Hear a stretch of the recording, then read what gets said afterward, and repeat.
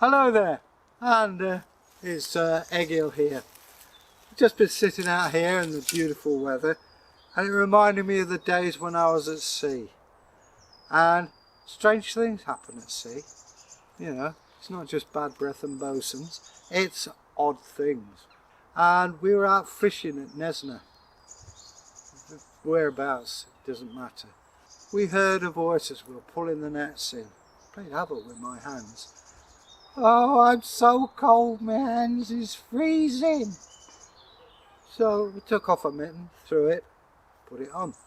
And as we pulled the net in, all there was fish. I say all, yeah.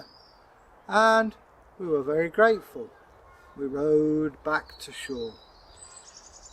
But that's not the end of it. We had to put the fish away, gut them, salt them, hang them up because we air dry them. And the nets had to be hung up to dry out because it's a big effort making nets, trust me. And then after that we went down the hall. Then I went home. And as I was sort of half asleep, I heard a little voice say, "Now then, don't go to sea, because bring your boats in because the waves are coming in." And sure enough, we went down there, pulled our boats in, and it turned out there was a mutton on the floor and our ships were safe where others had floundered. So yeah, you know, always pay attention to what's around you. I say that, but I mean, I'm clumsy as can be.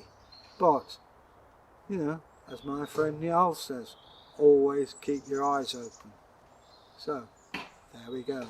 One successful fishing trip. Well, you've heard the story about fishing, but what was it really like on a longship? Hard and brutal. I myself have been on a reproduction, a very accurate reproduction longship, and it glided over the sea so beautifully.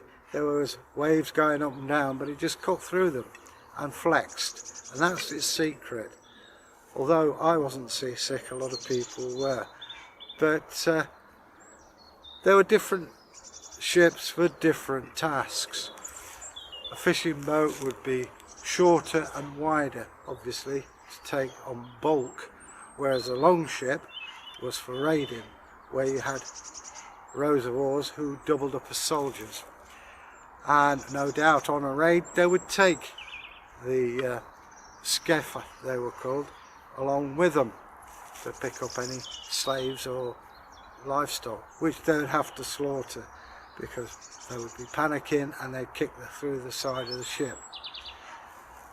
So what was life like on this? Well, not so bad as you think. They would have, at night, they would have a double sleeping bag, which sounds a bit woo, but that was to keep warm. You sat on your own wooden chest which had all your possessions in, and maybe even stuff you would get from raids. But it wasn't all about raiding, they would trade as well. Yes, they traded in slaves, who didn't in those days, but they also traded in gold and silver and established places like York, Lincoln and Derby. These were areas of commerce and highly successful. People get a negative view of these, you know, but I can imagine that if you lived on the coast and you saw the sails coming over the horizon, yeah, you're going to be a bit nervous. So how would you know about their intent? If the figureheads, the dragons, were on and the shields were there, you ran for the hills. If not, they were there to trade. So what's the significance of the figurehead? It was to scare off the land spirits, the landvitir. So when they came into the home port, the dragon heads were taken off because you didn't want to frighten away your own spirits. The shields, self-explanatory. And also, the Vikings would also use the longships as platforms for fighting at sea. You get two alongside, you get your axe, and they would hook the side of the opposing ships and they would pull them in.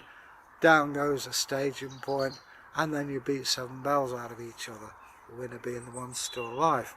The longship has been described to me as the Exocet missile of its day.